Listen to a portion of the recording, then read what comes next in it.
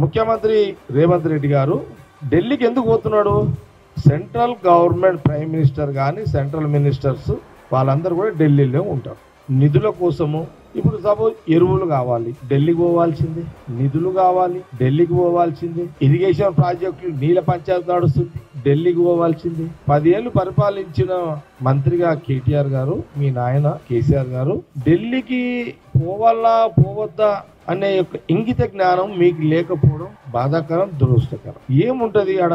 ముఖ్యమంత్రిగా 1కి 4 సార్లు ఢిల్లీకి పోయి ప్రధానమంత్రిని ఢిల్లీ నుంచి రావాల్సిన ఆర్థికంగా ఉన్న మన కోట ఏదైతే రావాలో ఆ కోట 1కి 4 ఇంతలు అక్కడ ప్రైమ్ మినిస్టర్ ని మంత్రులని కలవాల్సిన బాధ్యత ఒక ముఖ్యమంత్రిగా రేవంత్ రెడ్డికి ఉన్నది. ఈ జ్ఞానం మీకు ఈ ఆలోచన ఎందుకు మర్చిపోతున్నారు అని ప్రశ్న. మీ నాయన కేసీఆర్ గారు ఈ రాష్ట్రానికి 10 ఏళ్ళు ముఖ్యమంత్రి. మీరు ఆ పని మీరు ఎందుకు పోయారు? మీ నాయన ముఖ్యమంత్రి ఉన్నప్పుడు మీరు ఎందుకు పోయారు? మీ కుటుంబం ఎందుకు పోయింది ఢిల్లీకి? లిక్కర్ దందా చేయడానికి పోయారు. ఢిల్లీ పోయారు, లిక్కర్ దందా మొదలు పెట్టారు, విస్కీ బ్రాండ్ బీర్ల దందా స్టార్ట్ చేసిరాడ. మీ కవిత దొరికింది, లోపల పడ్డది. కేటీఆర్ ఎందుకు పోయిండా అంటే కవిత జైల్లో పడ్డదని పోయిండు. హరీష్ రావు ఎందుకు పోయిండా ఢిల్లీ అంటే ఈడీ ఆఫీస్కి పోయారు.